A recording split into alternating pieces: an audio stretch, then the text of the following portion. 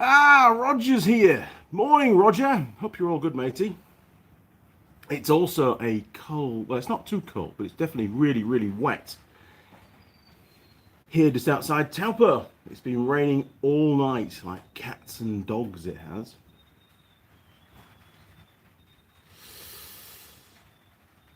Oh, I think we're going to go live. Here we go. It's firing up on the laptop. Whew, man. I am knackered. It's been one hell of a week, and I had no idea the clocks were going to change. So my alarm went off, and I got up, and then I went in the car to get some cigarettes and realised it was an hour earlier.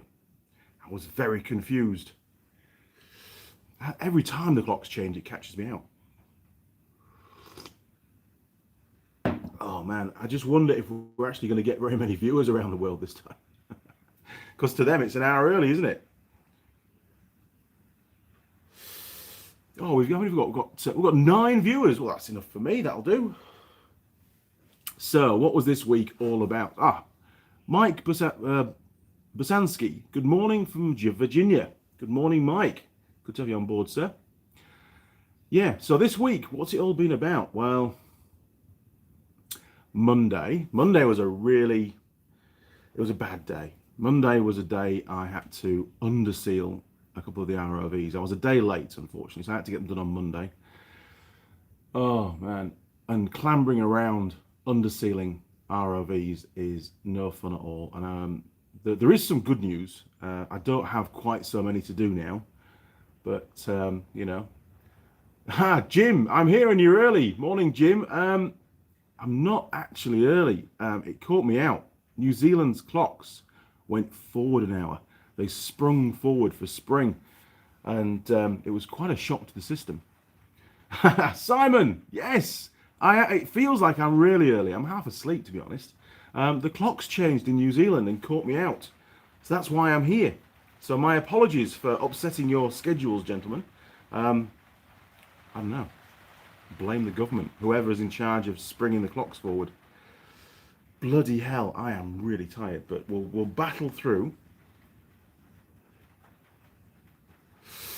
So Monday was spent undersealing a couple of ROVs and amongst other jobs. Monday morning was masking everything off. Luckily it was a really nice day because I had to do them outside. There was no way I'm going to underseal in the workshop anymore.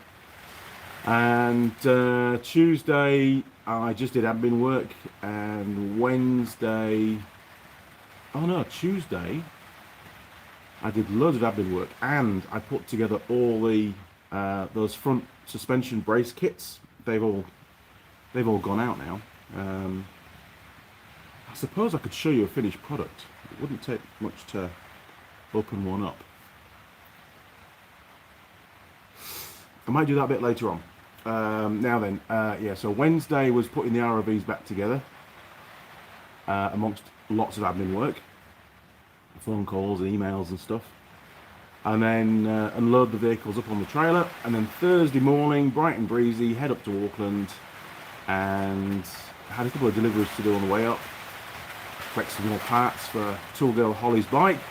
I hope you can all hear me okay, because it's starting to rain really hard. Tell me if I need to start shouting. And then the afternoon was spent up at HQ. Again, admin work and just sorting stuff out. Thursday night was nothing. I was just too tired to do anything Thursday night, really. And then Friday back at HQ, and then Friday afternoon I brought Tool Girl Holly down. And we did lots and lots of filming yesterday on her DR200. And we got loads done. In fact, where's my list? We got the front wheel bearings done. Nice easy job to start off with. And then a second easy job, we changed the front disc. And then the third job, a bit more involved, we overhauled the front brake caliper. It was still actually working okay, but it needed to be done. So again, we made a video on that. And then we had another easy video making the changing out the rear wheel bearings. And these are the old rear wheel bearings. Look at that. You've got to watch the video when it comes out. I've still got to edit them all up, obviously. But the amount of rust that came out was just unbelievable. Completely shot. And the front ones were even worse. Look at that. I think one of them didn't even turn. Fortunately, it wasn't spinning in the housing. That one's not too bad. That's the one that was behind the Speedo drive, and that's the one on the other side. And no seals. Somebody had put this bearing in and there was no seals on it. Can you believe that?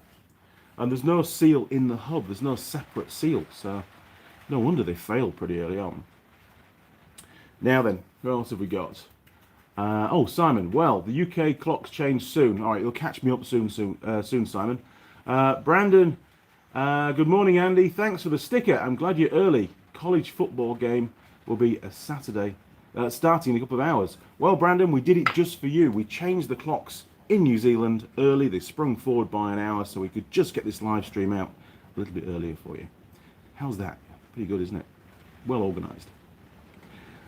Fabio, I'm saying love from Brazil.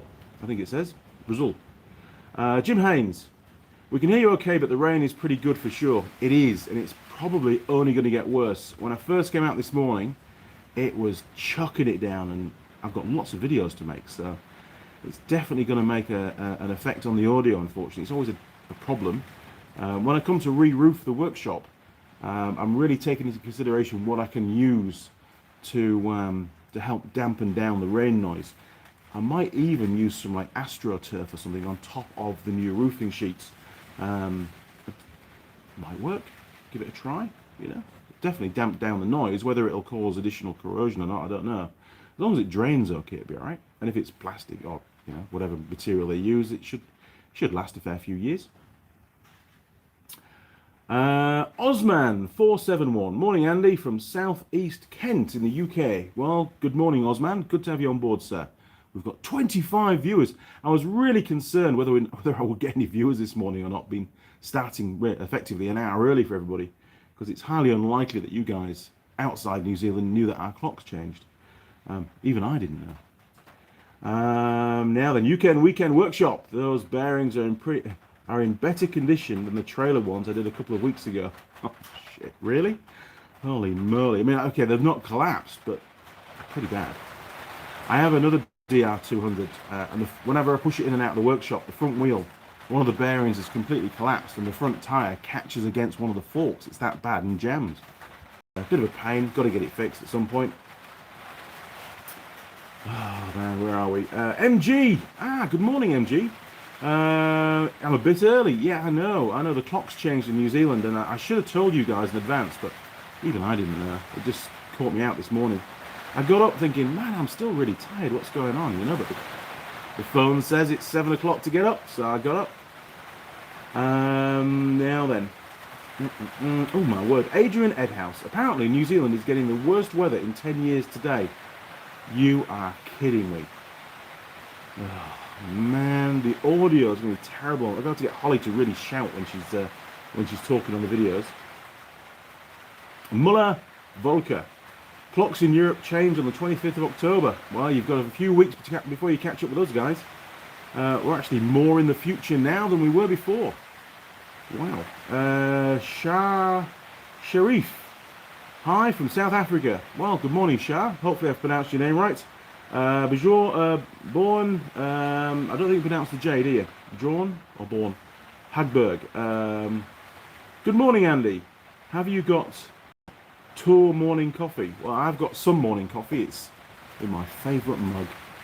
And hopefully, great segue, Tool Girl Holly. I have sent her a message to remind her that the clocks have changed. She had no idea either because we didn't discuss it last night. Hopefully, Holly will be joining us for the back end of this live stream. Fingers crossed. It's a big ask, to be fair, since the clocks have changed, but we'll see what happens. Oh, never too old. Morning, Andy, from Hamilton, New Zealand. Well, if you're in Hamilton, you must have also realised that the clocks have changed. Or, if you were like me, you didn't realise. Adrian Edhouse. They are actually considering closing the Auckland Harbour Bridge if it gets too bad. Wow, well, I mean, they're obviously a little bit scared about vehicles going over the Harbour Bridge in adverse weather at the moment, because only the other week did a high-sided van or truck or lorry or something get blown over on the bridge, and it's caused some pretty serious structural damage. So some of the lanes, I think 2 of the lanes at the moment are blocked, they're closed off. I drove past, what was it, on Friday? Yeah, I went past it on Friday, and they've had to remove quite a big chunk of one of the main cross beams, and they've replaced it with a big bit of tube. Should be right. I wouldn't want to be the guy, the engineer there, saying, yeah, no worries lads, let's take out that bent bit of bridge, everything will be fine, and then we'll put in the new bit once we've made it up. You know, you take out the old bit and the bridge suddenly shifts a bit and you're screwed, aren't you? But I suppose they do factor in a little bit of redundancy, but there's not a lot of steelwork on that bridge, and it's carrying a lot of weight these days. A lot more than it was originally designed to do, that's for sure.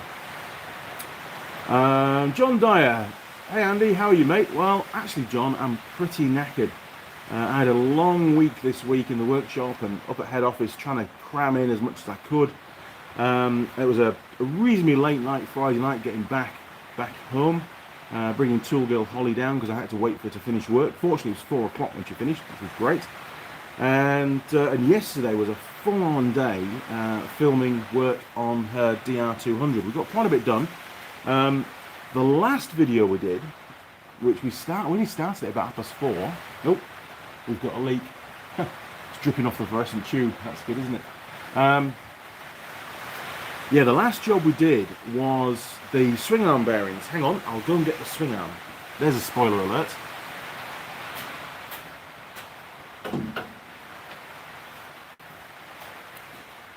Now, the guys that I bought this bike from, and I bought quite a few of these, they came from a big farming cooperative. One of the bikes that I've already stripped for parts, they told me they scrapped it because they couldn't get the swing arm bolts, which is that one, and I know from personal experience, they told me sometimes they just can't get them out. They're just seize solid. And the swing arm bearing, the bolt goes not just through the frame and the swing arm pivot points, it also goes through the back of the engine casing as well. And it was in the engine casing itself. There's a big long steel tube that's in the casting. It's seize solid. And it probably took me, I would say, about 45 minutes of pure anger and aggression to get that out. It was an absolute shit. It really was. I wasn't too sure whether we were going to manage it. You're going to have to watch the video, you know, obviously to see what went on and the problems that I had and the different techniques that I used. The one thing I couldn't do was use heat. I mean, I've got a little blowtorch, but I haven't got oxyacetylene here, so I couldn't really warm it up properly. Well, I didn't actually use heat at all, to be fair. It was just brute force. But I really didn't think it was going to come out. I thought we were going to have to abort the video. But this is the swing arm. I did obviously finally get it out. And we're going to continue filming, and we're going to replace these 2 bushes in nail up. And we've also got another video to do where we need to replace the suspension linkage bushes as well. And that was a bit of a shit to get out as well. They were all pretty seized up. And those bushes are completely shot. If you saw the video where we inspected the bike a few months ago now, you'll see just how bad they are, and they had to be done. But yeah, pretty knackered, mate, pretty knackered. Simon, so is this the time travelling live stream? It is, very much. From a whole hour ahead of where I would normally be. Think your roof is leaking, Andy. Sure seen a few drips behind you. It is leaking. It's leaking. That's why we need to re-roof it, but it won't be today, will it? Man, yeah, there's a few drips. And you know why there's some drips? I'll tell you why. Because whoever put the roof on this garage used second-hand corrugated iron. And, you know, we all know that second-hand corrugated iron is full of holes, isn't it, from previous nails and screws and stuff. Yeah, it's not great. It really isn't, and it's been getting worse. So I'm hoping this summer, once the carport's finished, and the other carport's finished, and Mrs. Mechanic's deck's done, which is a bargaining chip, I will actually finally get round to re-roofing the workshop. But I'm going to need 2 or 3 days of really good weather, so I need to do it in the peak of summer, to be honest. It's everything's geared up ready for it. You know, I've put new timbers in, and you know, it shouldn't be too bad to do, but it's still a reasonably sized job, and obviously everything in the workshop while the roof's off is exposed. I do have a huge tarpaulin which I can put over through the night, but Yeah, I might try and get Ben down to give me a hand actually, because the quicker we do it, the better, really. Muller Volker, use an impact wrench. I did use an impact wrench. I used every single impact wrench that I had in the arsenal. It wasn't the nut that was tight, it was the actual bolt that was seized into the sleeves of each of the bushes. And it came out, as you can see, with absolutely no grease on it whatsoever. This has not been out since the bike was born.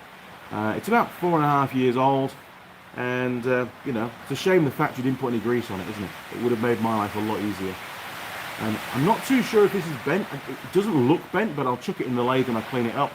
And if it's bent, the rear wheel spindle is bent, then obviously I'll have to get a new one. But this is the way it is, isn't it? Turn it free. Well, I'm not going to give you the final method of getting it out, but you'll have to watch the video. Mike Bazansky, drill and tap the swing arm for grease fittings. That's probably a really good idea, to be honest. The problem is the seizure wasn't. The seizure wasn't in the bushes themselves. It's actually in the bolts. So being able to get grease all the way through the bushes, or the bearings, in this case needle roller bearings, to the actual bolt itself is, well, you'd have to modify the bearings to do that, I think, wouldn't you? So I'll just give it lashings of grease when I put it back together. And then maybe when I service it every time, I'll pull the bolt back out and re-grease it and clean it up. You know, stay on top of it, so to speak. Brendan Lee Grant Mills. Hi Andy, got my toolbox sticker, thanks. Sent you a pic of my box. Well, thanks Brendan, really appreciate that. I think I did get it. Now then, was yours the blue one? I think yours came through first actually. I've not done a post on Instagram with yours yet. Let me have a little look. I'm pretty sure yours is. There you go. Is that one yours? Just to double check, because I've not got the email to hand at the moment. That one. And there's the sticker. Look at that. Bloody good. Really appreciate these photos coming through, guys. And you know, all the stickers are well and truly in the post. They're all well on the way to you. If you haven't already got it yet, then it's on its way. So yeah, Brendan, thanks for sending through that image, or the two pictures. I really appreciate that. Fireblade 2102. Morning, Andy. I see it's persisting down. It really is. I mean, fortunately, there was about a half-hour period where it eased off a lot while I was getting the bikes out of the workshop and stuff. But yeah, as you can hear, it's started again. And I feel sorry for Tool Girl Holly, because she's got to walk down from the local hotel where she stayed last night to get here. I don't think she's got an umbrella, so she's going to be pretty grumpy when she gets here, because she doesn't like her hair getting wet. I know that. Simon Roll, my mate's front wheel spindle is seized in. Had to fix the puncher with the wheel on. As a right finger, it was a right finger scraper job. I bet it was. Yeah, bloody hell, that's not fun. MG, can't listen with earphones tonight. So loud with the rain. Sorry, mate. There's not a lot I can do about it, really. We'll have to just bumble through, won't we? Anyway, you like to know what I get for breakfast, and I had to go for something that was very local this morning. I got one of these, look, Mrs. Max beef, cheese and bacon pies. Now, it's not going to be over hot now because it's been sitting around for about half an hour, but we're going to have to make a start on it now. So my apologies to those that don't like me having breakfast to camera, but it's got to happen. It's got to happen, lads. I'm sorry. It's not bad. It's not my favourite, but it's not bad.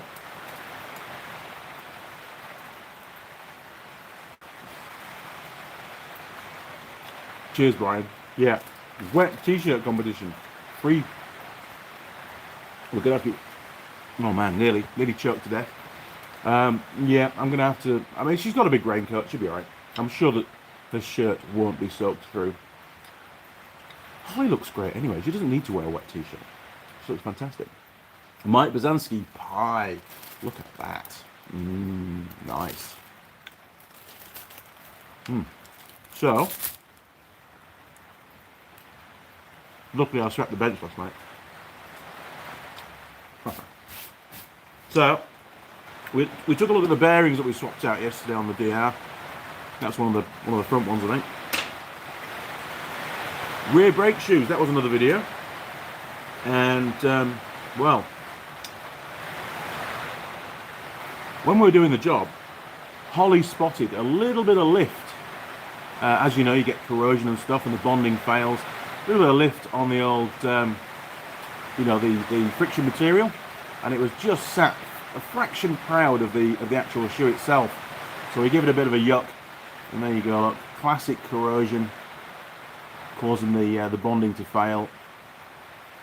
So it was a good job we changed those, because we hadn't spotted that during the initial inspection. So Holly's done quite a bit of work on cars, and she's seen that kind of stuff before, so she knew what to look for. I was way too busy trying to make a video, to be honest. Good morning to you, Andy, from Connor K. Good morning, Connor. It's a good time for ships at the moment, isn't it? All this extra water and ducks as well. But yeah, we've somebody was saying a bit earlier on that we're expecting some pretty severe weather today in New Zealand, so it looks like it's not going to let us down. It's definitely on its way. Now I've got to drive back to Auckland tonight, so hopefully it's not going too bad. Fireblade 2102, classic, no maintenance, shocking.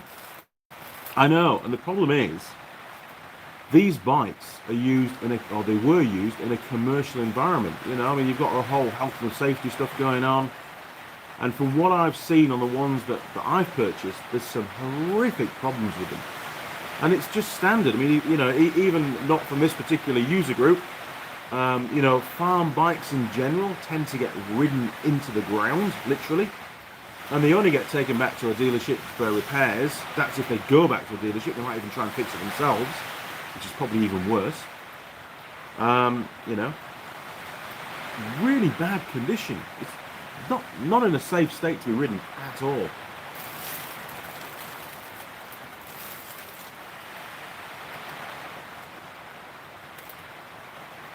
And to be fair, it's not just limited to two-wheelers either. You know, I've come across ATVs on farms, no brakes, wheels hanging off, you know, wheel bearings have collapsed, and they still use them. And then they wonder why there's accidents. I really have to stop eating the crumbs off the bench, don't I? It's not good. So what else have we got? Well, moving forwards, because we've got 34 viewers, which is outstanding given the fact I started an hour early. Good segue. Let me get one of the finished front suspension braces, and I'll show you what I made.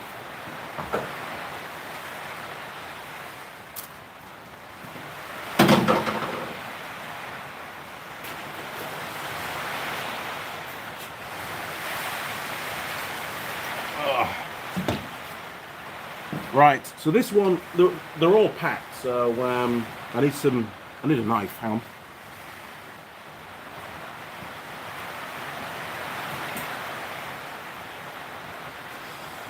Don't want to destroy the packaging too much because I want to reuse it when I repack it again after the video.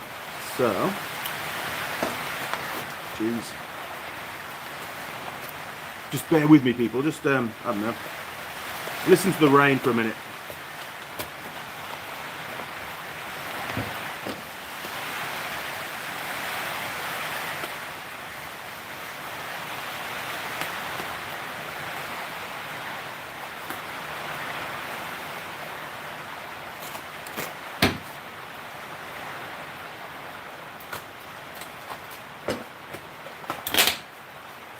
Okay, here we go. Oh man, they're actually quite heavy. In fact, I put 7 pairs in a box for shipping, and I could hardly lift it. It was like almost hernia time.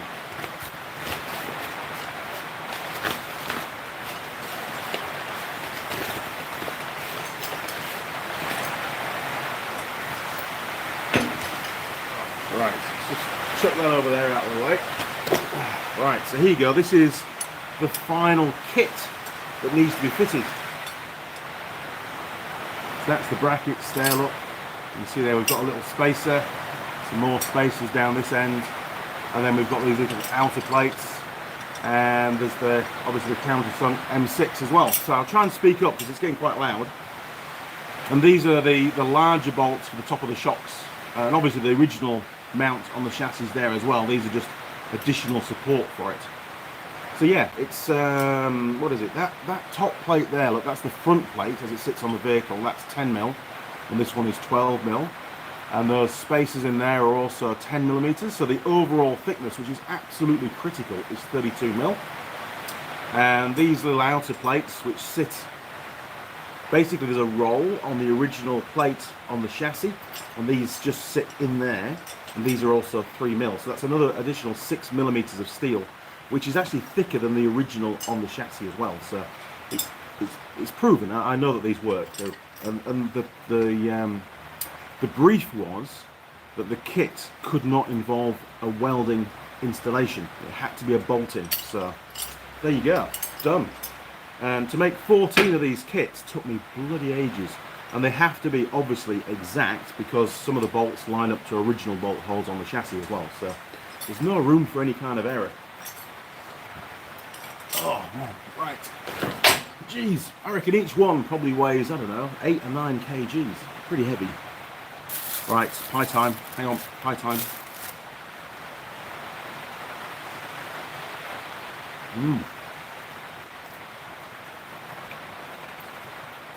Oh my word.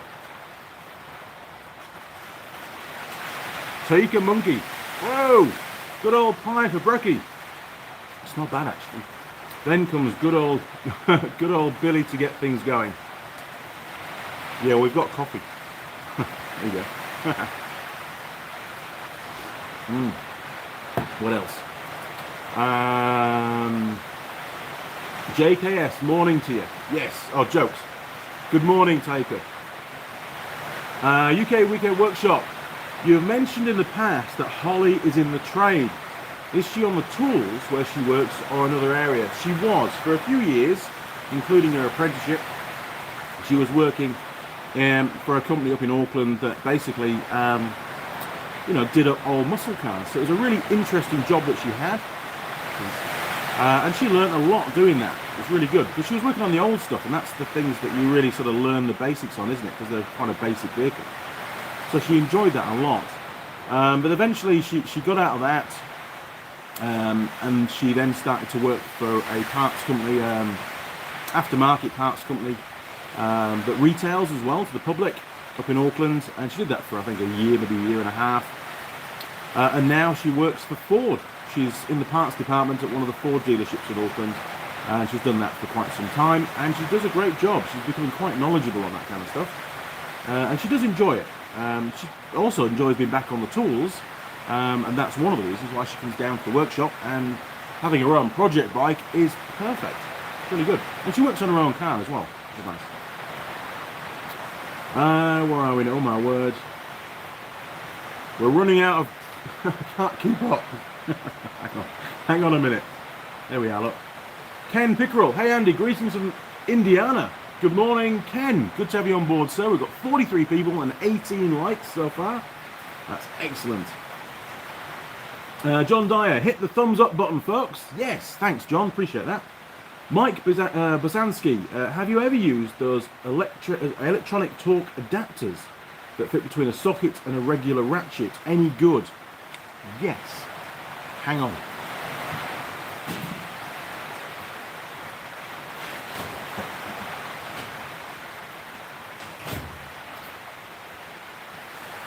Yeah, I was doing some videos a while ago. Not all of them went out, to be fair, because it's a bit of a difficult subject to cover without a particular sensor that I don't have, which is a pressure sensor that can fit. Basically, you crush it and it tells you exactly how much force there is, clamping force. But for one of the jobs that I did, I needed to have one of those, and I bought this one. This is a King Tony one. And I have made a few videos with it, but it's quite specific, and I haven't used it for a while, to be honest. But it is really, really good. Also, the guy that has Project Farm, he uses one of these quite a bit. Not the same brand, but he uses one quite a bit when he's testing bolts and bits and pieces. And any kind of torque that he needs to test, he uses one, and really good results, and very consistent. It is accurate. I don't have a problem with that. I went for the 3/4 drive because at the time the video was covering a very large bolt that I was using for the demonstration. but it was all to do with, what was it? Breakaway torque and normal torque. So obviously you've got the additional friction to overcome to initially get the bolt to start moving. And also what I also found with the testing is when you're tightening up a bolt with a torque wrench, you know, sometimes you don't have a full 360 ability to move the torque wrench around, so you torque it up so far and then you stop and then you back off the torque wrench on the ratchet and you go again. Well, if you stop just before it's at the tightening torque, when you come to give it that final tweak, it will already click, and that's because of the additional friction to try and get the bolt moving again. So it is important that when you get near to the point of torque, that you do that on the final sweep, and don't stop prematurely and then try and top it up, because it won't make any difference. And effectively, the bolt isn't actually tight enough. Hang on a minute, we've got a beep. Oh, it's Roger. Good job, Roger. Let's have a look. What's Roger sent? Oh. Thanks, Roger. It's just weather. And I know it's raining. Obviously, that's what it's like where you are. It looks pretty gloomy, doesn't it? Look at that. Sorry about the reflection there. Wow. Nice. Jeez. So I thought it might be from Tool Girl Holly, but she's obviously still asleep at the moment. All right, a bit more pie. Hang on.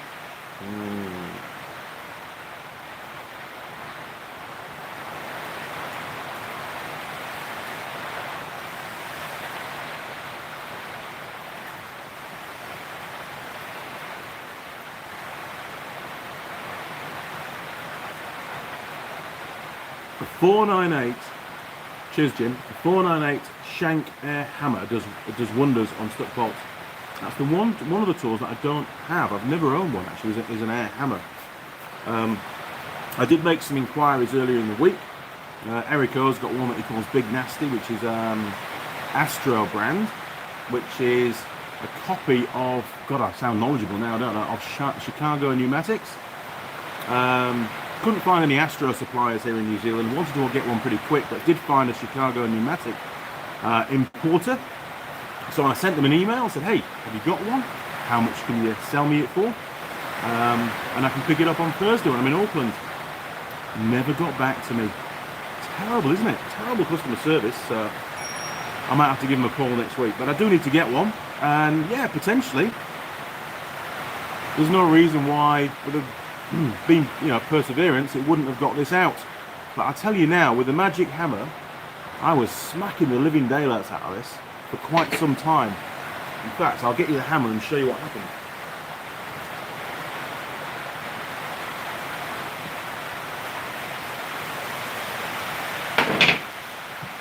Jeez, I don't know how well this will come out on camera, but look at the state of my magic hammer now. It took a real beating yesterday. It's probably got dents that are about 3 millimeters deep on there, poor thing. And I did cause some damage to the brake pedal on the bike as well. I was going to remove it, and then I just wanted to get on with it, and I actually bent the brake pedal when I was getting tired and my hammer was starting to flail around all over the place. So I've got that to straighten out now as well. Where are we now? Hang on, bear with me. I'm trying to steer with my left hand. Simon Raw, very nice finish on those braces. Yeah, it came up pretty well. Could have put another coat of paint on them, but it would have just wasted paint, I think, because where they're going to be on the vehicle, they're going to get covered in mud straight away, and they're not visual. And they did get primed as well, so it came out good. Wasn't dissatisfied with it at all. So thanks, Simon. Jim K. Andy, what the heck? You started early.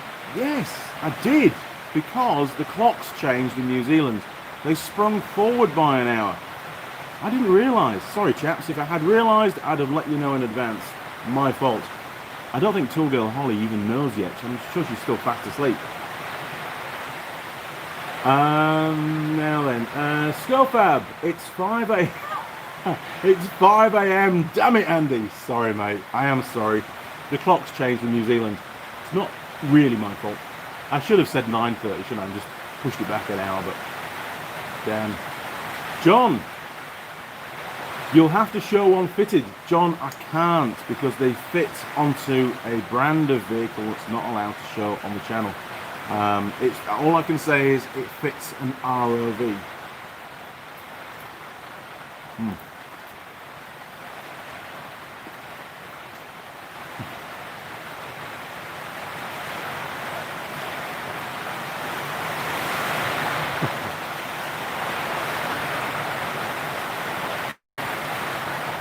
It's a dry pipe, you know.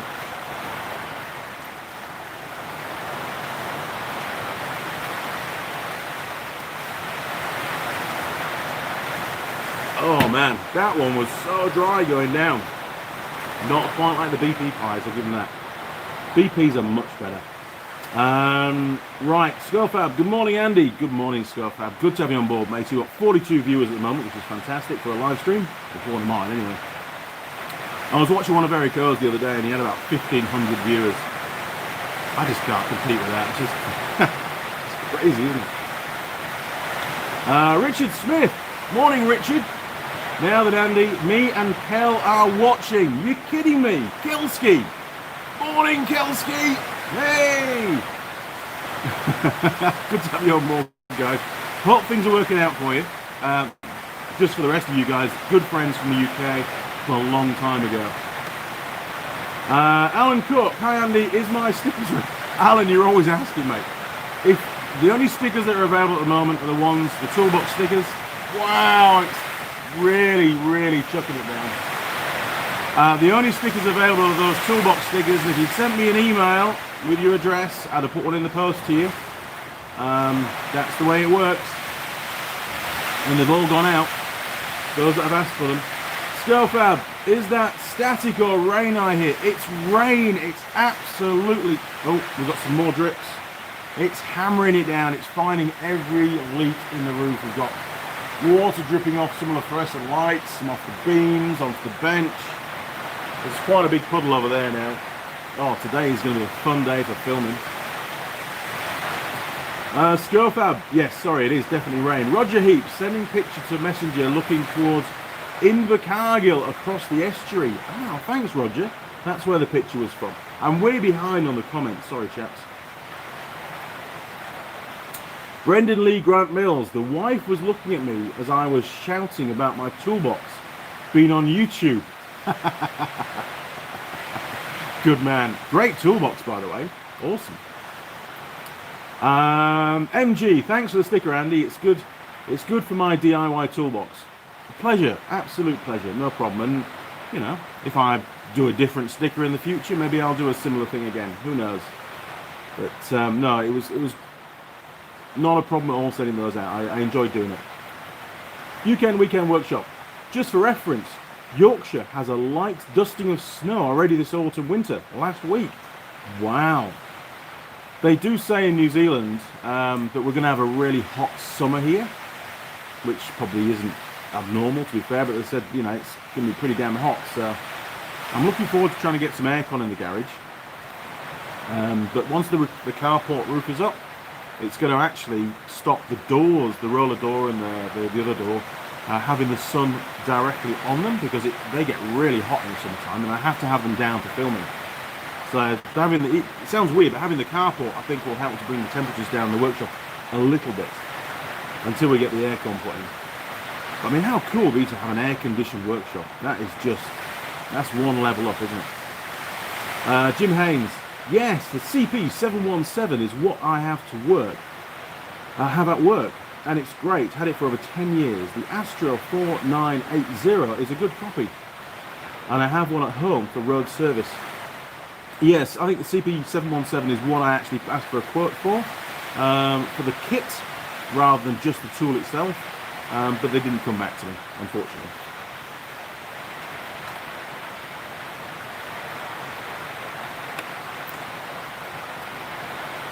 Oh, getting cheese in my stash. Graham McLucky. Sorry, Graham, your message disappeared.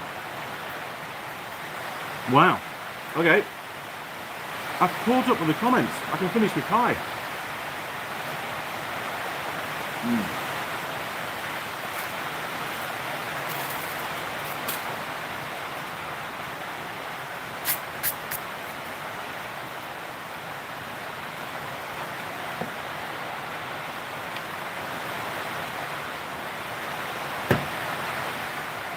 Alan's just sent me an email. Hang on. Hang on a minute. Bear with me.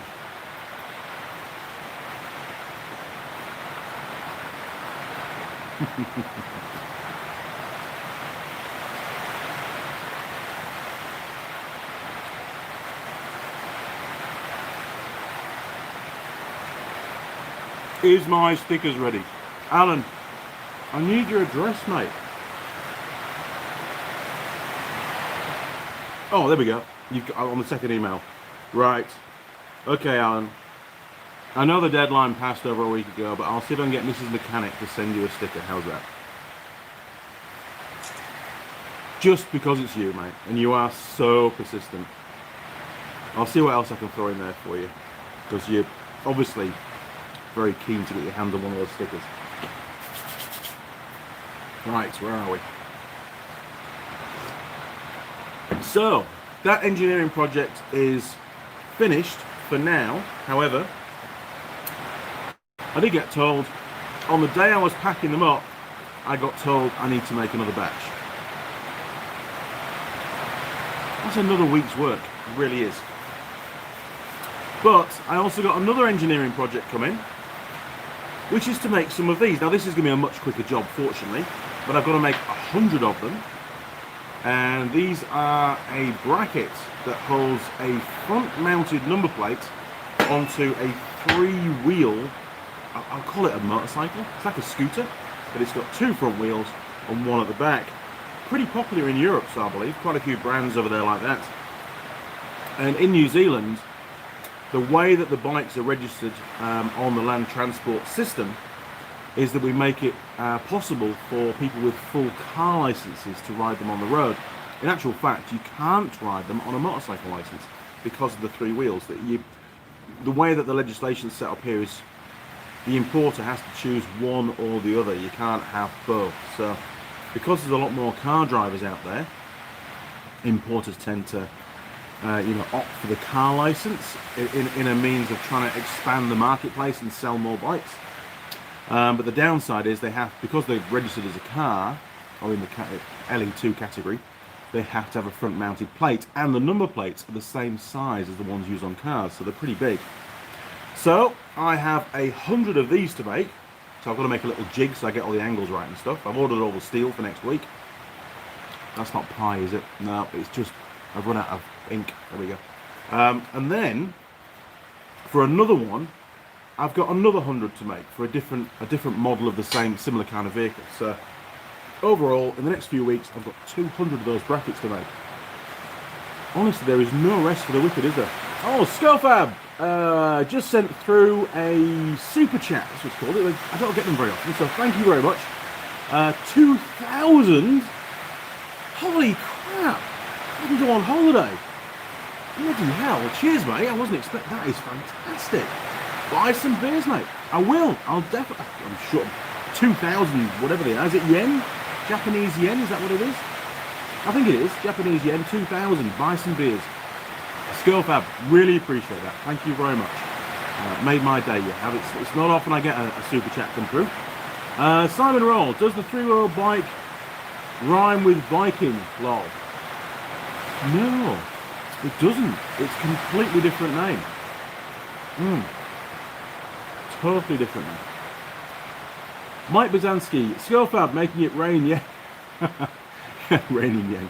It is raining yen. 2,000 of them. It's unbelievable. Thank you, Skullfab. Lol, 2,000 yen, maybe 20 bucks. Oh, mate, even so, to me it's 2,000. Looks fantastic on the screen. Really appreciate it. Thank you. And my sincere apologies for the audio quality today. It sounds like it's only getting worse. We'll battle through the way it is. I wonder if YouTube might ban the video because of poor audio quality. I don't know. Jim K. Won't that front plate mess up the aerodynamics? Yeah, but it's a legal requirement. One thing that I am going to do, having the capacity that I have in my job, is to put in a request for an exemption based on the fact that having this large bracket protruding from the front of the vehicle with a a number plate which has also got sharp edges to it.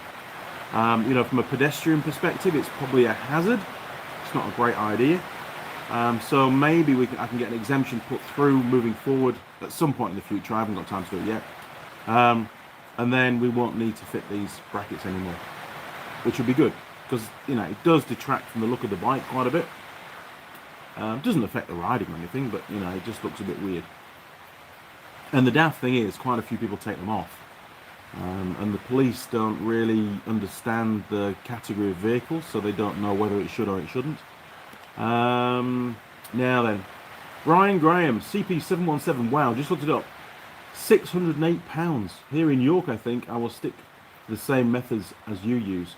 Yeah, that's a lot of money, man. That's going to be well over $1,000 New Zealand dollars. I wasn't planning on that. Shit. Mike Bazansky, front wheels leaners. Front wheel leaners. Yeah, it's basically it's a bike that's got two front wheels, which when you lean, the suspension's set up so that the wheels actually lean as well. The bike rides like a normal motorcycle. Once you're on it, you can't really feel there's a difference, but you get 40% more grip having that second. Ooh, there might be somebody here. I'm not sure. It might be the wind. Just let me go and check.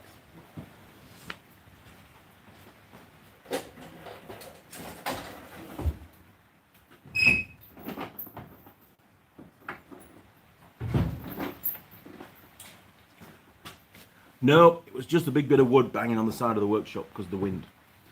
Right, so yeah, that's a lot of money, isn't it? But no, yeah, people take them off, and there's also a problem where people park them in motorcycle parks, and then the traffic warden comes around and checks the registration, and when it comes up as a car, and gives them a ticket. There's also another problem where you get people riding them around on a learner's car license or a restricted car license. You can't do that. Not unless they've got a fully licensed pillion that's over 21 years of age and held that license for, I think it's a couple of years. I'm not sure. Not sure on the details. So the only people that can ride them are people with a full car license. That's it. So there is a bit of confusion still in the marketplace, and that's something that needs to be addressed, definitely. And it isn't just that one brand, it's across the board, any manufacturer of that style of vehicle. I see quite a few of them on the road with learner plates on, L plates. It's just not possible. They should be getting pulled up and advised they've got the wrong license. Mike Bazansky, sorry, Killswitch BB, hey! Morning, Killswitch BB, thanks for the photos, mate, really appreciate it. I will use them on social media. And I'll definitely be mentioning Killswitch BB. Don't you worry, you've got my my honour at stake there. Jim K, I also worry about the suspension articulation. Well, the brackets don't affect that, but I suppose it does add slightly more weight to the front of the bike, but it's negligible, to be fair. Killswitch BB, got a sticker a few days ago, sent you an email. You did. Thank you very much. I've got it. I read it in full, and I will follow your instructions to the letter. Osman471. That's proper stair rods coming down. It really is. Honestly, I mean, I'd take you out into the garden and show you what it's like when it's coming down real hard, but I can't because it's full of a particular brand of vehicle at the moment, so it's not going to happen. Brian Graham.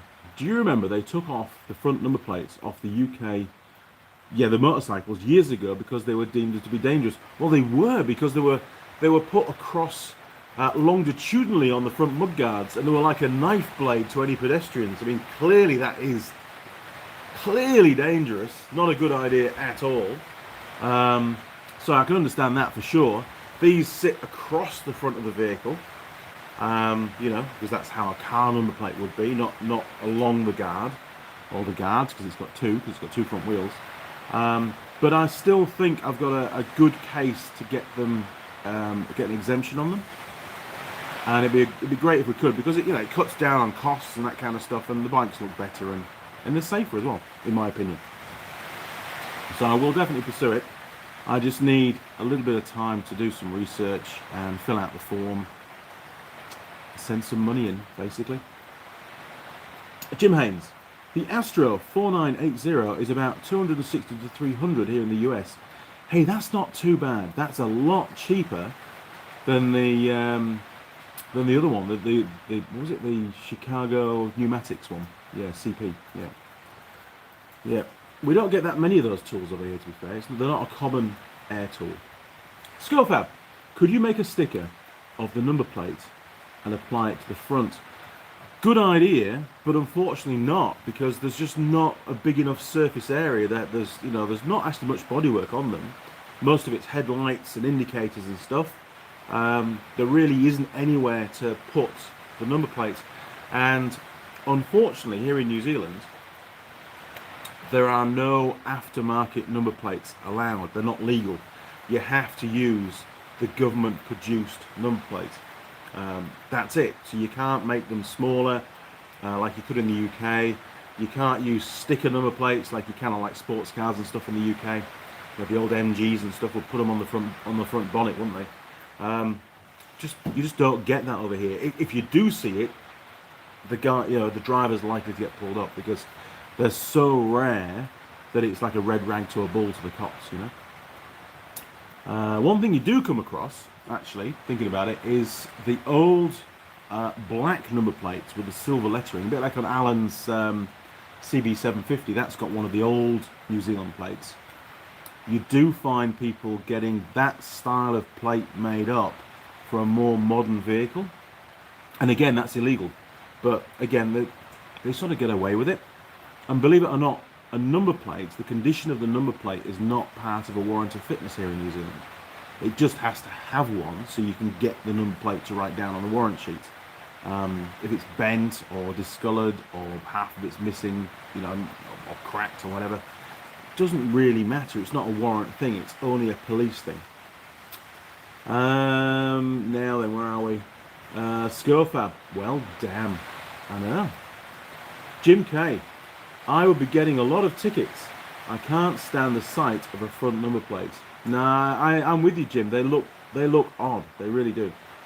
Scofab, bikes have small plates here, maybe 10 centimeters by 15. Yeah, they do. And I mean, the Australian number plates are a lot smaller as well.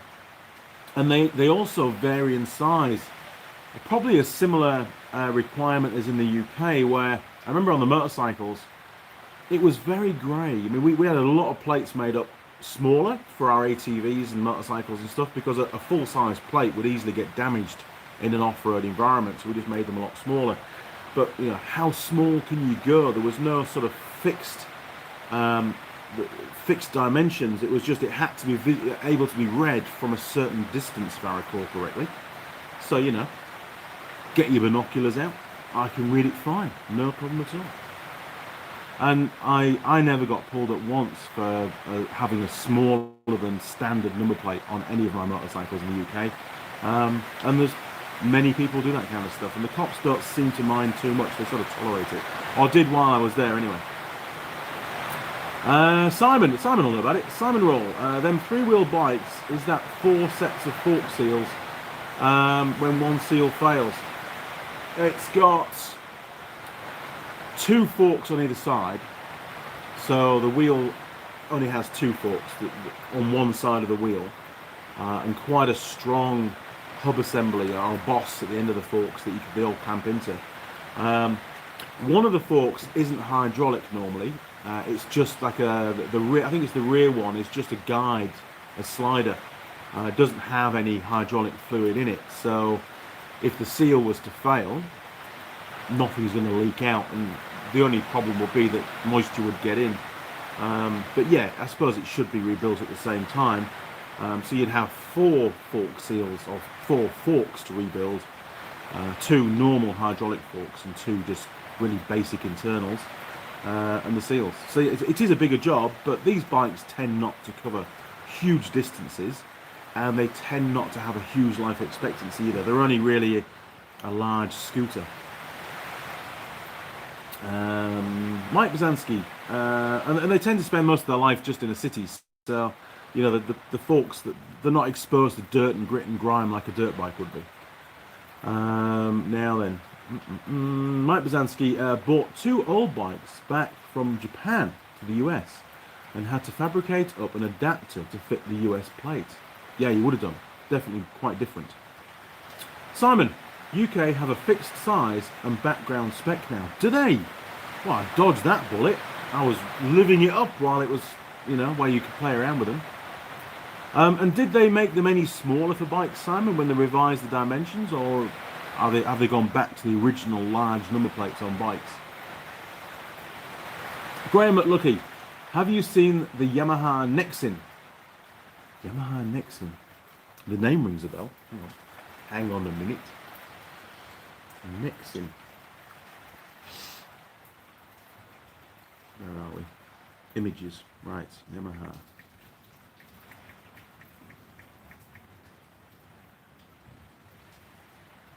Let's have a look. Oh!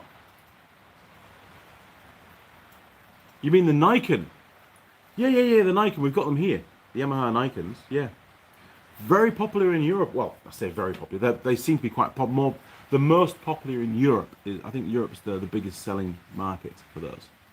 And that's that 3-wheel technology again. It's pretty cool to see it in the flesh. You can get all the panels taken off and have a good look at it. Takes some very accurate setting up, and you don't want just any mechanic working on it because it's very different to a normal motorcycle. You've got to have the service manual and you've got to follow it to the letter, otherwise it affects the handling. So Yamaha Nikon, obviously a typo there. Unless it's called something else in your part of the world, Graham. UK Weekend Workshop, sounds like the rain has pretty much stopped. Look, listen, audio. Hello. Pretty cool, isn't it? You can hear me talking now. UK Weekend Workshop, sounds like the New Zealand WOF is a bit of a minefield, just like the UK MOT. It is. And to be honest, I haven't been doing warrant of fitness on motorcycles for a few years now. I got deregistered. Didn't do enough warrants, and I don't have time to do them. There's a lot of specifics in it. A lot of common sense as well, though. Scofab. Yeah, Mike, that's where I'm at. Private conversation. Kill switch BB, but UK, as long as the front is correct. The font is correct and spacing, you can legally reduce the yellow or white background, but they do have a certain amount as a border, around each of the letters, a minimum area, which is fair enough.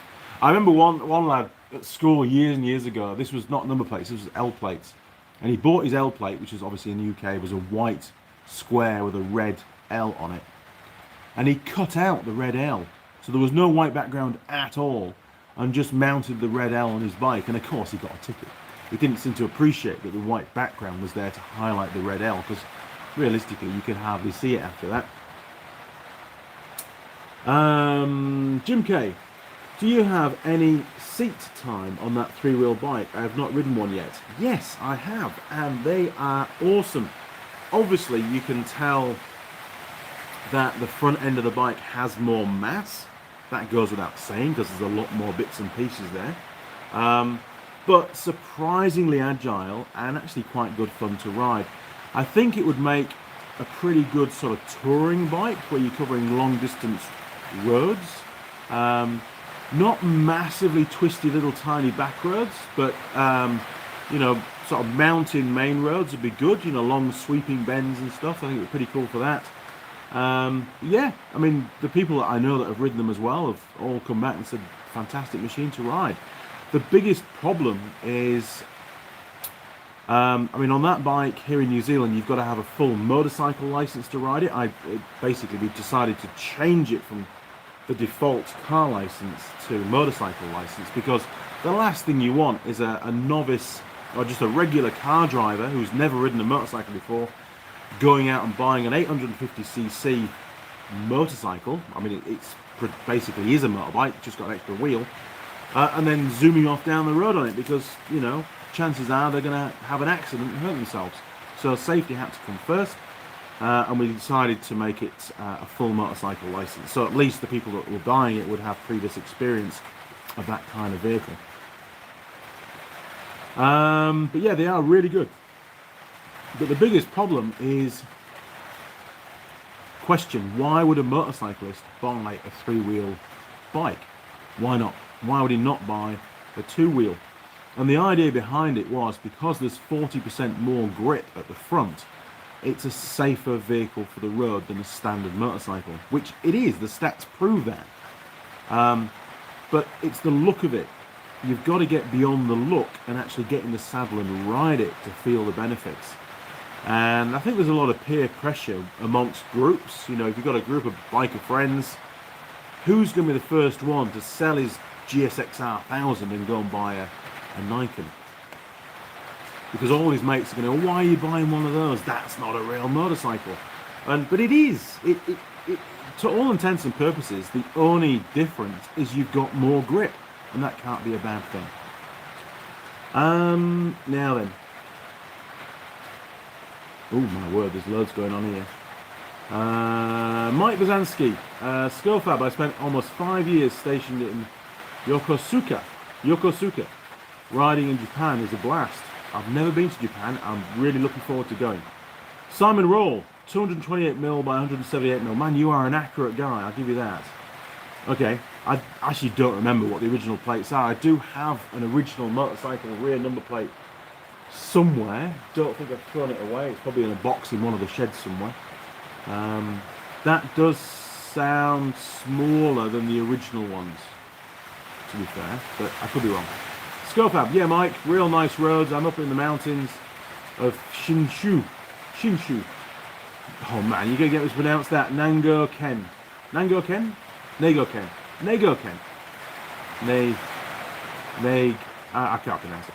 Skofab, sorry Andy, not trying to hijack your stream. All good, mate. You're welcome. It's fine. It's not a problem at all. It's what it's all about. Graham McLucky. Nah, you got that right. I spelled it wrong. Ah, okay. I saw one in Cambridge, 900cc's. Yes, you did. I'm pretty sure there's one based at Blackwoods Yamaha, I believe, from memory.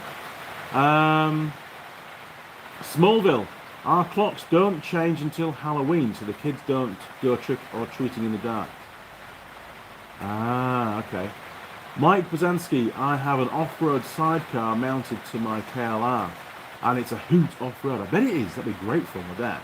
We had a guy come down to the off-road site years ago on an old, I think it was an old Russian motorcycle that had a sidecar on it, and the sidecar wheel was driven as well, so it was basically both rear wheels were driven. It was awesome.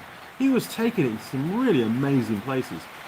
Hamish, his name was. Real nice lad, actually. He lived in Scarborough. I wonder what he's doing now. But he used to bring all sorts of weird and wonderful machines down. He brought an old Land Rover forward control. He brought that.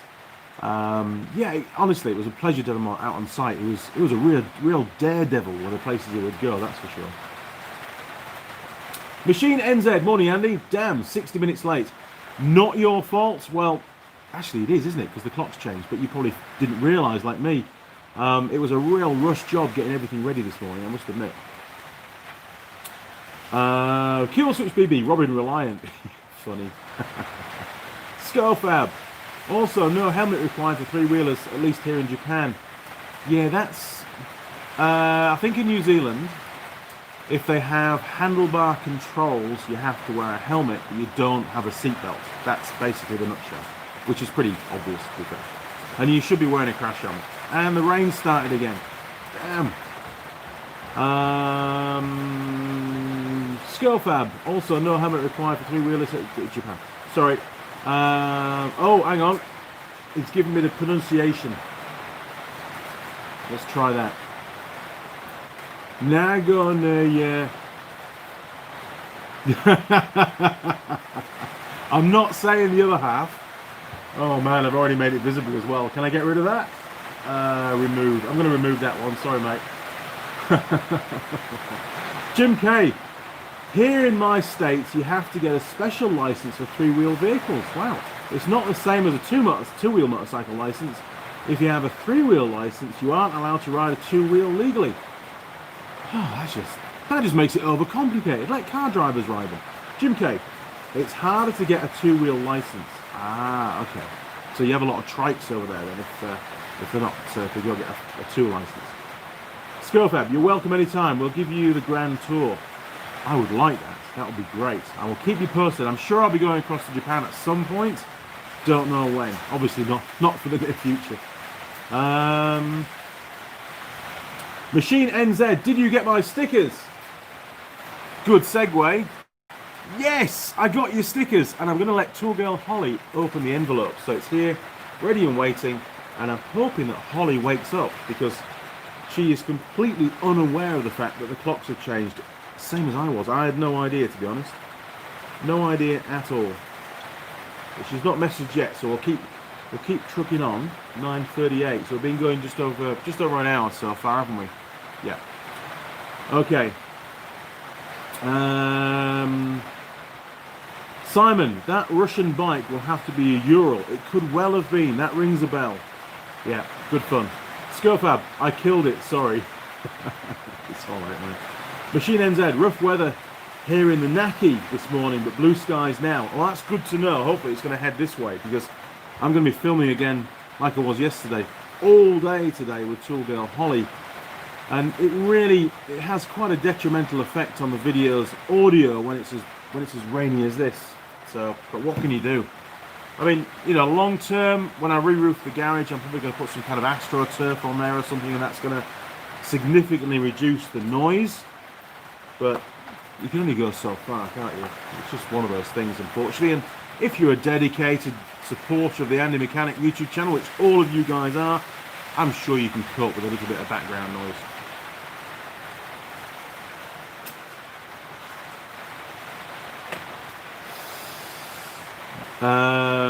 Mike Bazansky, we are all stalling, waiting for Holly. Could be a while. Now, I also came across these, just changing the subject a little bit, trying to fill in some time for Holly to turn up. I really hope she does turn up, but there's no guarantee. And Scofab will definitely, well, I'm sure he'll probably recognise these. Anybody else recognise this brand of torque wrench? I'll take it out of the box in a second. There you go, look. There's the end of the box. Any good? I don't know. I just came across them and thought, these would be a good thing to talk about. So I'll take one out of the box.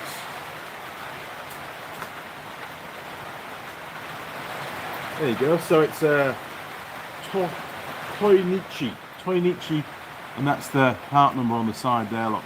QL, what is it? QL25N5 for that one. It's got a little glass gauge on it and stuff. Pretty cool. No idea how it works yet. I haven't used it, but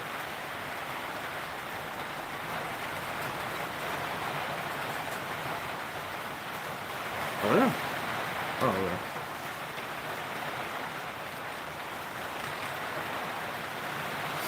I've worked it out. So you've got to pull the little thing down, and then you can increase the torque. See the little red gauge moving down there, look. So that's pretty cool. Very accurate. So it goes from 5 Newton meters. Just put it to 0 out of the way. There we go, look, 0. Up to 25. That's quite a good range, really. That's pretty good.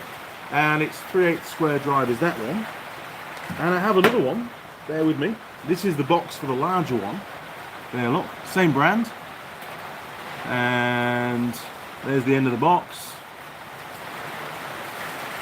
Ooh, worldwide torque product supplier.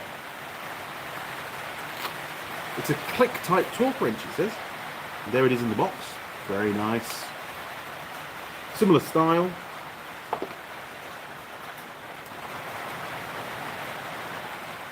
And that's the model there, look, as well.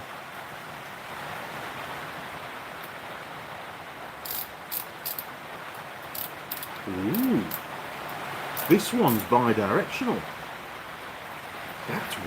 That's cool. Didn't realise that. And again, you've got a little window on there, look, to set your torque, and it's got the accuracy bit down here, so you can fine tune it to exactly what you want. Looks quite a useful tool, actually.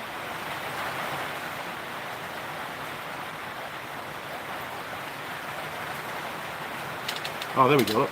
So it's got a little twizzly lock at the bottom once you've got it locked. So you've got to unlock it to move it around like any other torque wrench.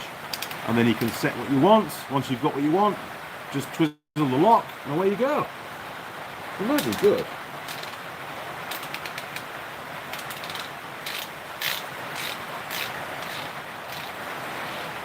And that one wasn't at 0 when I went out of the box. That's a bit weird, isn't it?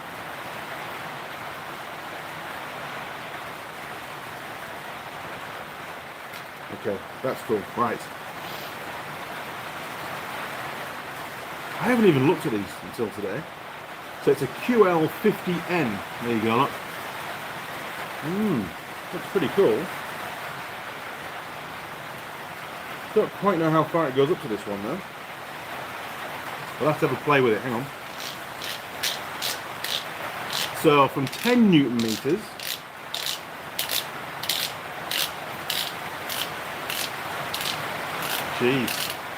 to 50, so 10 to 50 for this one. That's pretty good. So I'll definitely be making use of this, and again it's a 3/8 drive. And this one seems to be bi-directional. I'll have to test that. Or whether maybe it just works as a ratchet in the loosened state, I don't know. But yeah, really cool addition to my my field toolkit. So I use those for work. Don't really use them at home. I will be using them for work. I haven't used them yet, obviously. They're still brand new. Coolio. Oh, well, still no sign of Tool Girl Holly, other than on my coffee cup.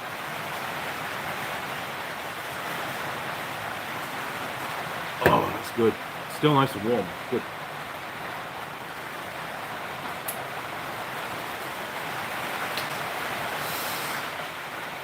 So I've sort of run out of things to talk about, so it's back to you guys again. Oh, hang on. Get Holly on the phone. That's a good idea. It is 9:44, so it's 8:44. She should be up by now. Let's see if we can give her a call.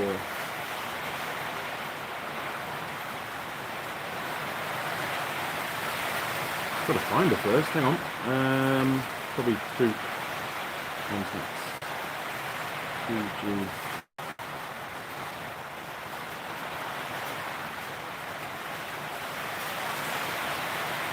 No, that's the wrong one. We'll have to do a Facebook ring, a messenger ring, I think. Claudia.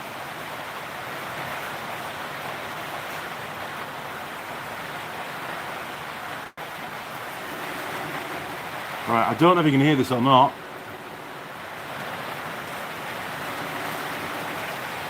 You probably can't hear the ringtone. It's on maximum volume.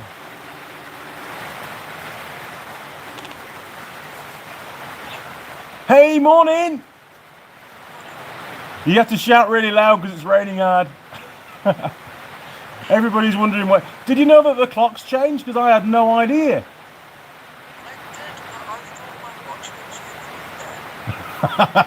Well, my phone changed, but nothing else changed. So I was really confused this morning what the hell was going on.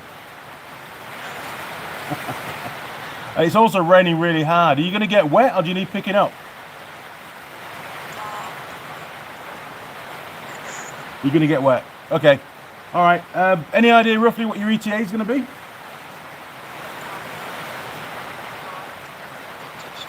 Not too sure. Okay. Well, we'll hang in here and we'll see if you turn up. If you don't worry about it. I'll see you a bit later on. All right. Thanks, Tool Girl Holly. Bye. Oh man. That was, I could hardly hear what she was saying, so you guys probably had no hope. I have no idea. Right, where are we? It's all your, I don't think we woke her up, but, where are we? Got Holly on the phone, we did that. Got me in trouble, I think. Simon Raw, yes, for factories. Yes, oh, these are for factories, okay. Killswitch BB, I've turned my hearing aid off. Can't hear a thing, lol. Daz, 323323. It's a beautiful summer morning in Christchurch. Well, probably not for long, mate. The weather's really setting in the North Island, I must admit. Skullfab, not familiar with that brand. I'll check it out. Me neither, I'd never seen it before. Jim K, what's the scale? Oh, what was the small one? 5 to 25 Newton meters range. And the large one was 10 Newton meters to 50 Newton meters, from memory. Mike Zansky, do you ever need to get your torque wrenches recalibrated? That is a good point. And you should, especially in a commercial environment. You know, if you're doing work for reward, for payment, then, you know, it's critical that your torque wrenches are actually accurate, or what's the point in using a torque wrench? It came to my attention not too long ago it's in writing on the New Zealand government website that covers PDIs. I don't think it's the VERM, it's something else. And it's not a requirement for companies doing pre-delivery inspections and assembly of new vehicles here in New Zealand to have a valid certificate of calibration for their torque wrenches. Now, I know for some of you are going to find that really hard to believe. I was flabbergasted to say the least. All they have to do is buy a torque wrench, and that will last forever and satisfy their requirements, provided there's no visible damage. That's it. Begs belief, doesn't it? That really opens up a huge can of worms. You know, when you're buying a new vehicle as a consumer, you would naturally assume that all the nuts and bolts and everything on that vehicle are set to torque the correct specification, you know, as per the manufacturer's requirements and as detailed in the assembly manual that comes with the vehicle. Now, obviously, cars pretty much come all together, but things like motorcycles, ATVs, ROVs, all that kind of stuff do require some assembly work, including putting the wheels on normally, at least one of the wheels, handlebars, that kind of stuff, and those bolts have a specific torque setting. And if you're using an old torque wrench that's, you know, somebody's left it wound up for a few days in the toolbox and it's probably affected the spring rate in the torque wrench, then it's probably going to be out of calibration. But as far as the government's concerned, as long as the exterior of the torque wrench isn't damaged, it could be worn but not damaged, then it's good to go. And that's really bad, in my opinion. I don't believe it's been the case like that since day one. I was always told when I came to New Zealand that they had to have a calibration certificate if you're going to use that torque wrench for that application for assembly of new vehicles. So things, I think, have changed. But yeah, really a bit of an eye-opener, to be honest. And I think it's wrong. I think it's absolutely categorically flawed. And I don't know the reasoning behind it. Why would the government say that?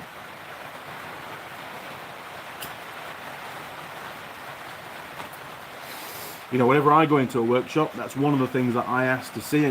Once a year at least, I will check the calibration certificates are current.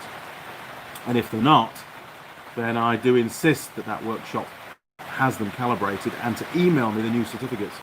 I'm very hard on that kind of stuff because I'm trying to protect that workshop from any kind of, you know, liabilities, because that would cost them a lot of money through court.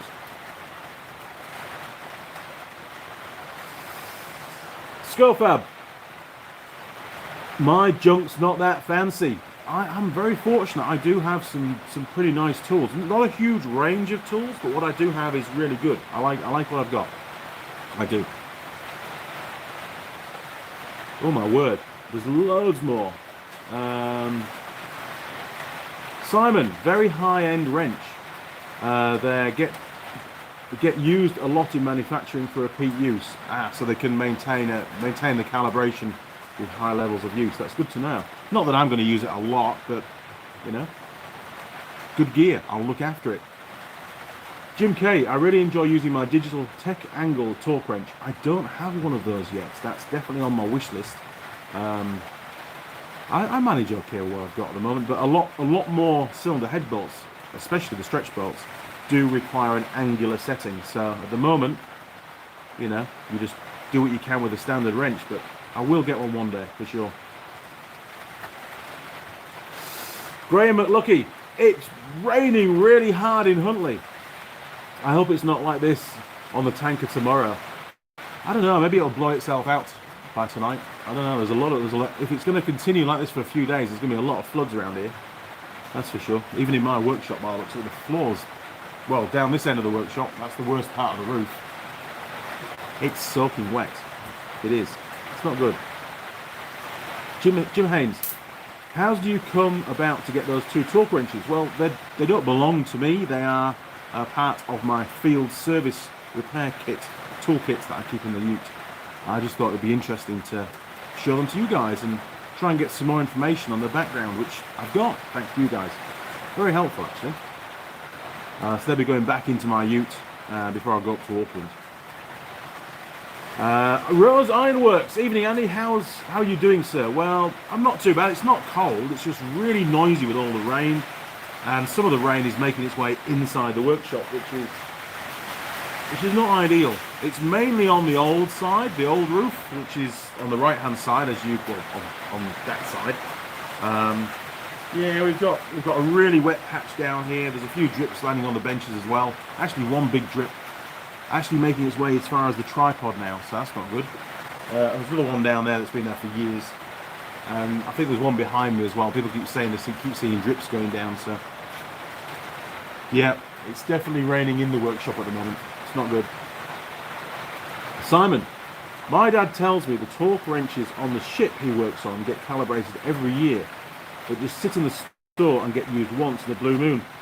It's probably just a requirement that they have to be, you know, good to go and calibrated, just to prevent any kind of, you know, mishap, I suppose, or litigation or negligence. Duke of the Dales.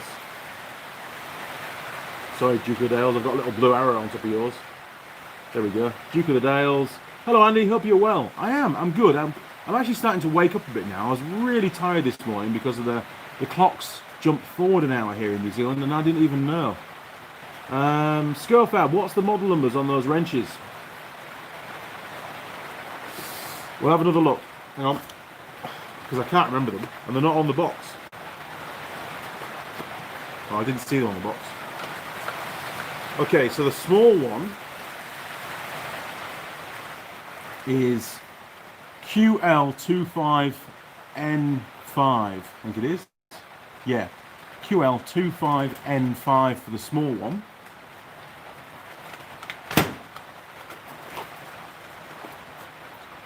And the large one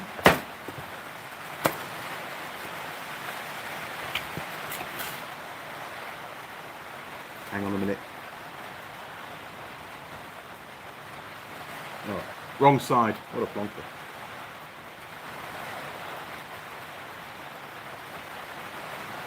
It's got a bit of goo on it. Hang on. Bear with me. Andy Mechanic's shirt used for everything. This is the QL50N. There you go, look. QL50N. Bloody good. They feel nice. They feel really well made.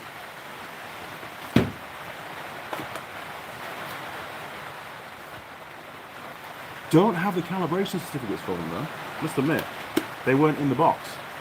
I don't know where they've gone. But they are brand new. They're probably 3 months old, to be fair. And normally you get a year, don't you? A year from when they first start to be used, I was told. Graham McLucky, give a look at your leaks. How's the hair, lol? How's the hair? I don't know, you tell me what's going on back there. I have no idea. There's just hair, basically. Terrible. Use that hand, there you can see it better now. It's getting longer. Tool girl Holly told me that last night. She says, "Are you growing your hair long, Andy?" Seems that way, doesn't it? Take a look at the leaks. Okay, hang on then. We'll have a little tour of the workshop.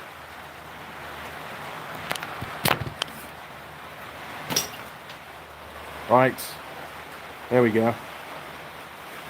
Okay, so we've got one on the bench. There, look, that's where the tripod was. And it's coming from there. So look at all the electrics as well. Look, it's coming up from there somewhere. I don't know where. Dripping off the lights. We've got another drip there, look, coming down. Jeez. And the floor's soaking wet. Look at that. That's... Oh. That came from... Oh, there we are. Look, there's your drip. You see that? There's another one there, look, coming down. Drip, drip, drip. And then over here, this one's been here for a while, to be fair. That's coming off the light fitting there, look. Oh, man, honestly, terrible. But this side's not bad. This side's pretty dry. See, look, the floor's quite dry. Now and again, we get one on this bench somewhere. That's all dry. Hasn't really come in this side yet. It must be the way the wind's blowing. So this side's all good. Coming down here. Yeah, so this side of the workshop's good. Oh, there's another drip. There, look, there's one. Where's that coming from? I don't know. Somewhere up there. Oh, there's another drip there, look. I just spotted it. So there's another drip coming down. And there's another one around here somewhere. I just saw it drip up there, I think. Another drip. So yeah, it does. It definitely needs a re-roof, that's for sure. Not good, is it? It's not good at all. Not good. I suppose I could always clamber on the roof and block up the holes, but I'd rather just re-roof it. And it's not often it leaks in. It's only under heavy rain. Right, so I'm going to plug you back in because I need to make sure my phone's fully charged when I start filming later on. So just bear with me, people.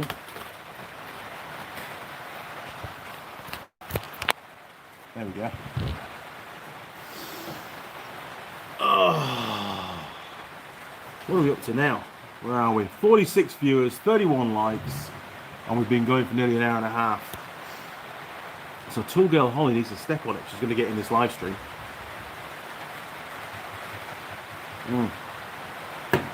Oh man.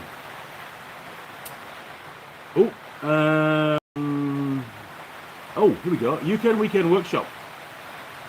A quality torque wrench shouldn't need to ever be recalibrated as long as it's looked after. I have a half-inch drive Norbar torque wrench my father had back in the 60s, and it's never failed a test.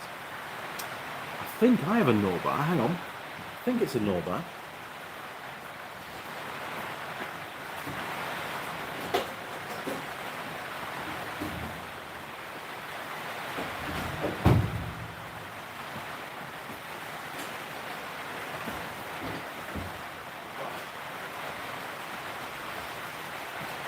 I have quite a few Tang tools, torque wrenches as well, the newer ones. But this one came from the UK, so I've had this for quite a long time. You can see it's pretty well battered box.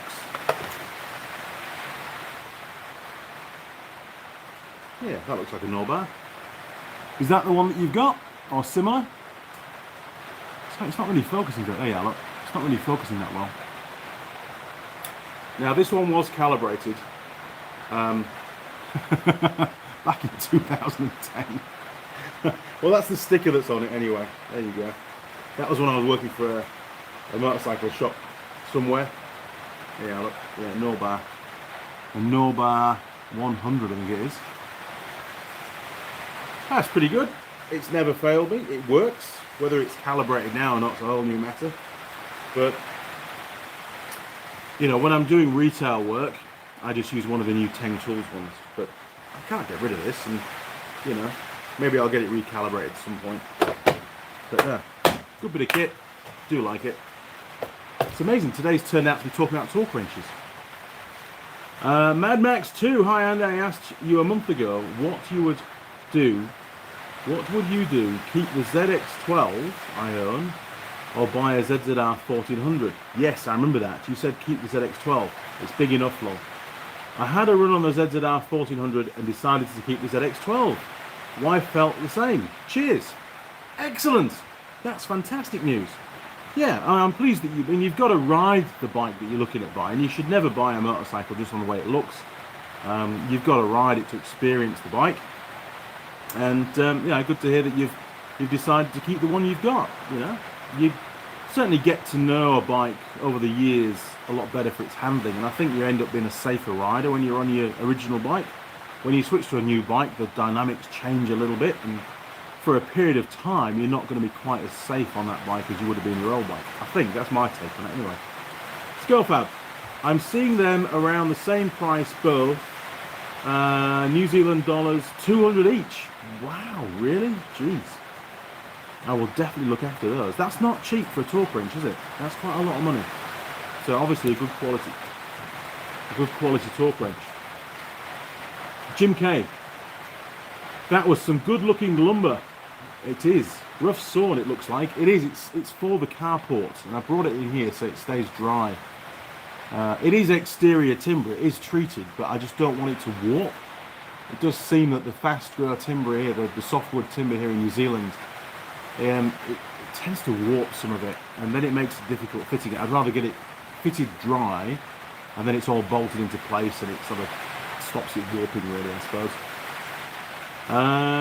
Simon, mark the drips with paint pen, so you can find them on a dry day and fill them with some RTV. I'll do that. I won't do it right now, but I'll do that, Sam. That's a good idea. I do actually sort of remember where most of the big ones are, but yeah, I'll do that. Graham McLucky, get the silicone gun out, yes. Kill switch BB, lol. Jim K, is Holly going to change the colour of her hair? DR? Oh, sorry, no. Is Holly going to change the colour of her DR? She is going to repaint the fuel tank, but she told me yesterday she's going to paint it white again. Now, the fuel tank that's on the bike, that one, isn't actually the one that's going to be on the final bike. Because it's got a big dent in it. I have got another fuel tank over there that came off another bike that I don't think is quite as old, which isn't dented and actually is in really good condition. The only downside is I've got to find a key to get the fuel cap off, because obviously that key was the key from the donor bike that it came from, and I don't think it came with a key, so I might have to sort of drill out the lock or something to get that cap off, and then she can use the cap on this bike. But that's an easy job, not a problem. Daz 323323. What? Who does the calibration of your torque wrench in New Zealand? My one is definitely out of calibration. It's not cheap regardless of where you go. Sometimes you can get a guy that comes round to your workshop. If you work in a workshop, and he will come round probably once a year, and you pay him and he does it on the van. I used a guy last who's based on the North Shore. I forget the name of the company. It was the first time I'd used them. Pretty quick turnaround time. I actually dropped them all the torque wrenches off with him, and he had them back to me within 2 or 3 days, all done, with a full report of calibration for each one. So it was quite professional. It was good. Did a good job, and he's been doing it for years. I had a good chat with him before I decided to go with him to do the work. Right, UK Weekend Workshop. My Norbar is a lot older than that one. Yeah, that one I probably bought in the 90s, I would say, is when I bought that. Off-road fan, hey Andy, what was the highest torque setting you have needed and for which vehicle? I can't tell you the brand of the vehicle, but it was something like 280 Newton meters or 300 Newton meters, and it was to do with the nut on the centrifugal clutch. Pretty high, and it was a left-hand thread as well, which made it even more interesting. But yeah, that's about the highest I've had to go. Oh no, saying that though, same vehicle, stub axle, sorry, drive shaft end nut. That's the big nut just after the CV joint. I think that's 320 from memory. I am only going from memory, but I know it's very high. For an ROV, that's pretty high. Kill switch BB. I own 2 torque wrenches, left arm and right arm lock. And I guess all your bolts are done FT. Is that right? Jim Haynes. Oh my word, even the paperwork's getting wet now. Hang on a minute, hang on, oh God. Right, yeah, there's a new drip, by the way. Jim Haynes, as the torque wrenches were supplied by the employer, were they also made in Japan? Yes, I believe they are a Japanese torque wrench. Jim K, that timber looks different than what we buy at the store. That came from a place called Max Burt, I believe it is. A timber yard. They don't normally retail.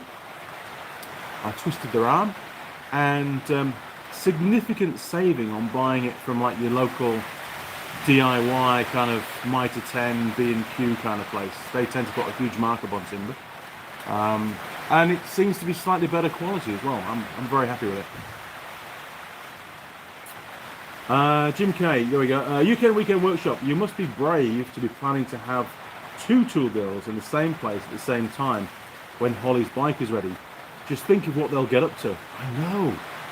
I know it's going to be hard. It's going to be really hard work to manage that day, but hopefully it'll pull off. I have tried on a few occasions previously to do a video with 2 tool girls in. I think it'd be fantastic fun. Watch this space. Hopefully it's going to happen. I just can't guarantee it.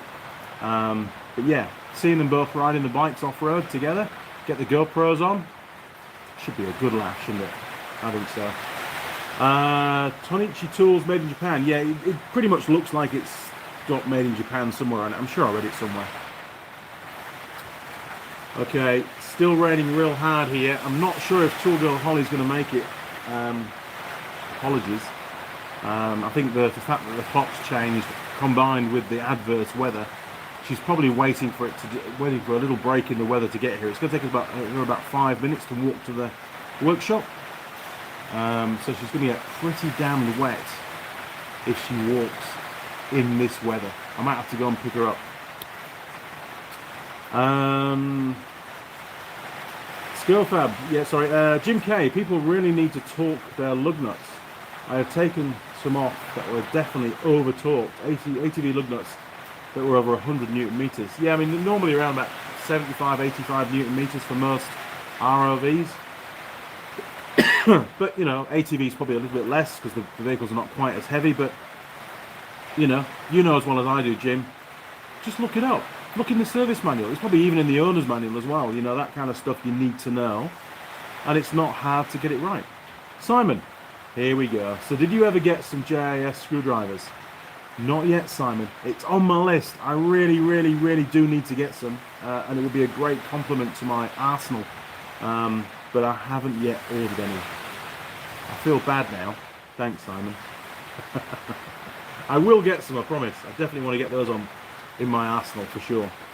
Going to use those. My word.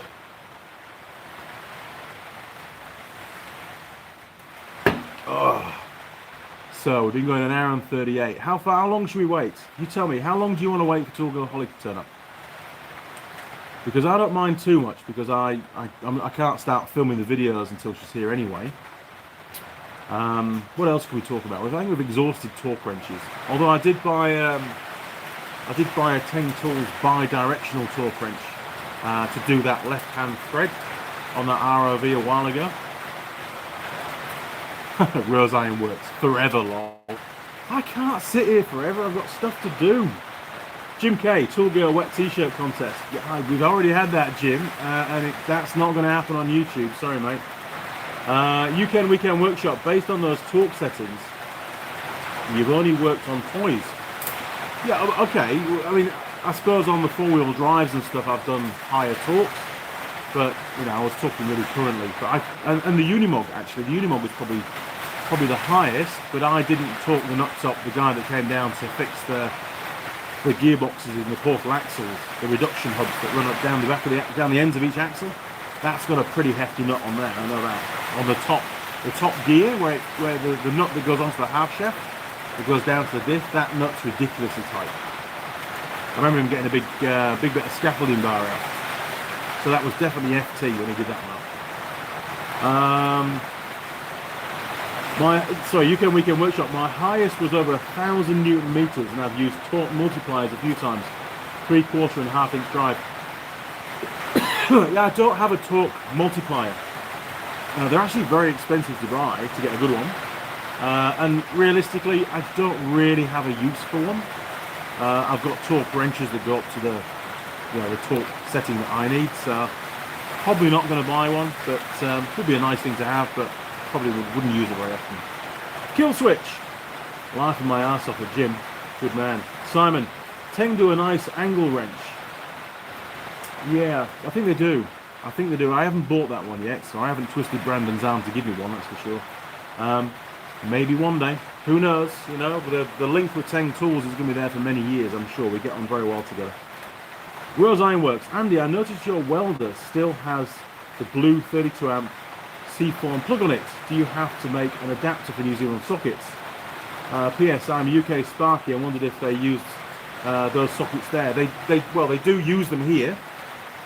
The blue plug on the MIG,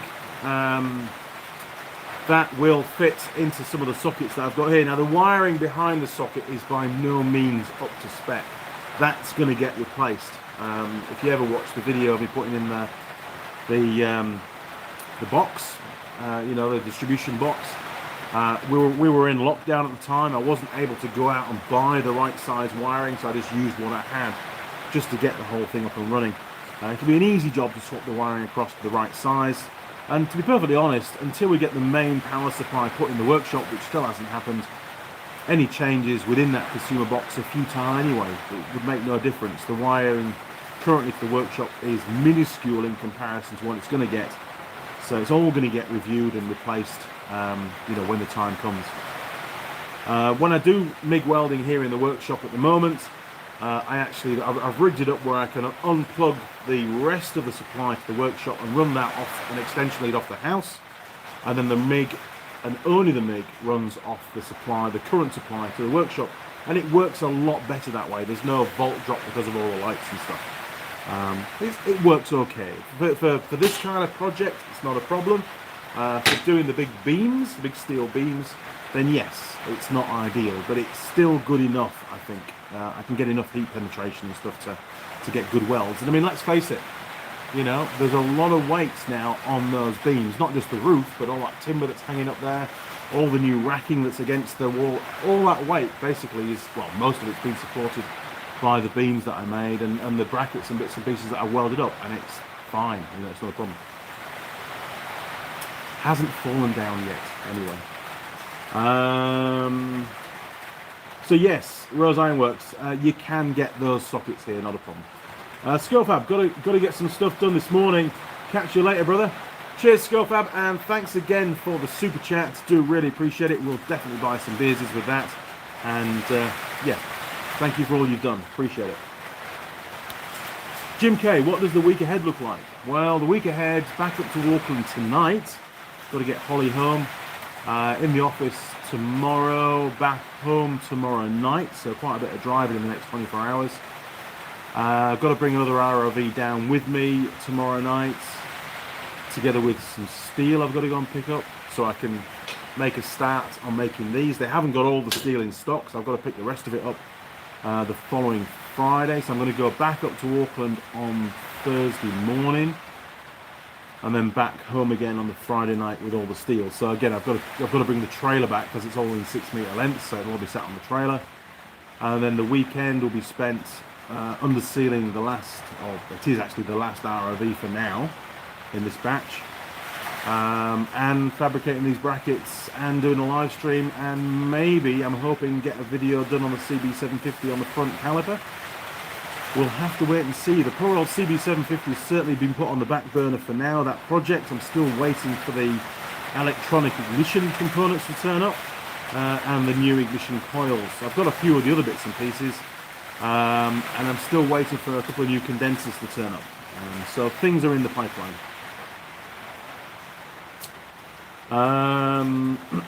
Daz 323323. The rain came quickly here in Christchurch. It was sunny a minute ago. Rose Ironworks, thanks for clarifying. You should consider a 3-phase supply. I'd love to consider it, but it isn't going to happen because it would be ridiculously expensive to have it installed.